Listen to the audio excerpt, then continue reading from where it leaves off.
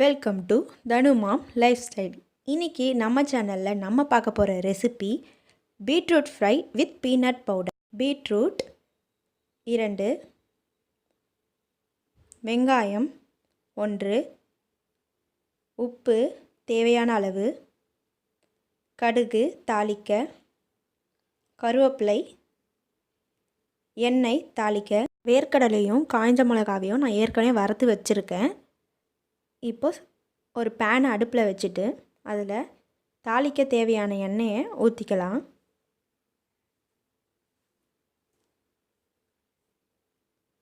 இப்போ எண்ணெய் நல்லா காயட்டும். இதில் 1 ஸ்பூன் கடுகு போட்டுக்கலாம்.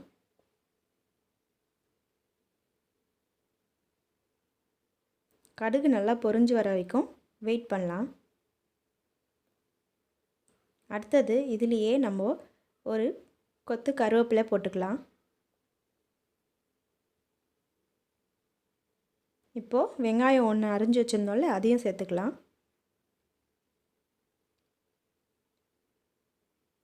இப்போ இதை நல்லா வதக்கிக்கலாம். வெங்காயம் கோல்டன் கலர் வர வரைக்கும் வதக்கிப்போம். அடுத்து நம்ம அரிஞ்சு வச்சுருந்த பீட்ரூட்டையும் சேர்த்துக்கலாம். நான் இப்போ இதை ட்ரையாங்கிள் ஷேப்பில் கட் பண்ணி சேர்த்துருக்கேன். உங்களுக்கு எந்த ஷேப்பில் பீட்ரூட் வேணுமோ நீங்கள் கட் பண்ணிக்கலாம். இப்போ இதுலேயே தேவையான அளவு உப்பு போட்டுக்கலாம். இப்போ இதை நல்லா வதக்கிப்போம்.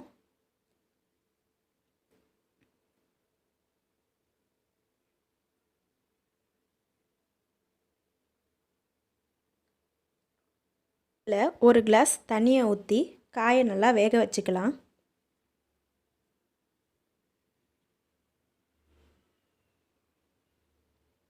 இப்போது தட்டு போட்டு சிம்மில் வச்சு வேக விடுவோம். இப்போ காய் நல்லா வெந்திருக்கும். நம்ம ஏற்கனவே வறுத்து வச்ச வேர்க்கடலையும் அந்த காஞ்ச மிளகாயும் நல்லா மிக்சியில் பொடி பண்ணி இப்போ இந்த பீட்ரூட்டோட சேர்த்துக்கலாம். இப்போ இதை நல்லா மிக்ஸ் பண்ணிக்கலாம்.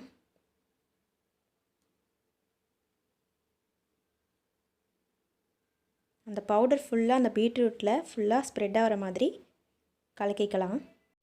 நான் 2 பீட்ரூட்டுக்கு 1 காஞ்ச மிளகாய் வச்சு வேர்க்கடலையோடு அரைச்சேன். உங்களுக்கு காரம் எவ்வளோ தேவைப்படுதோ அதுக்கேற்ற மாதிரி நீங்கள் மிளகாவை வச்சுக்கலாம். இப்போ இது நல்லா வதங்கிடுச்சு. இதை நம்ம ஒரு பவுலில் மாற்றிக்கலாம். இந்த பீட்ரூட் ஃப்ரை சாம்பார் சாதம், ரசம் சாதம், தயிர் சாதம் இதுக்கெல்லாம் சைட் டிஷ்ஷாக ரொம்பவே நல்லாயிருக்கும். இந்த ரெசிபி உங்களுக்கு பிடிச்சிருந்தா எங்கள் சேனலை சப்ஸ்கிரைப் பண்ணுங்கள். கூடவே பெல் பட்டனை கிளிக் பண்ணுங்கள். அப்போ தான் நாங்கள் அடுத்தடுத்து போகிற ரெசிபி உங்கள் நோட்டிஃபிகேஷனுக்கு வரும். லைக் பண்ணுங்கள், ஷேர் பண்ணுங்கள். நன்றி.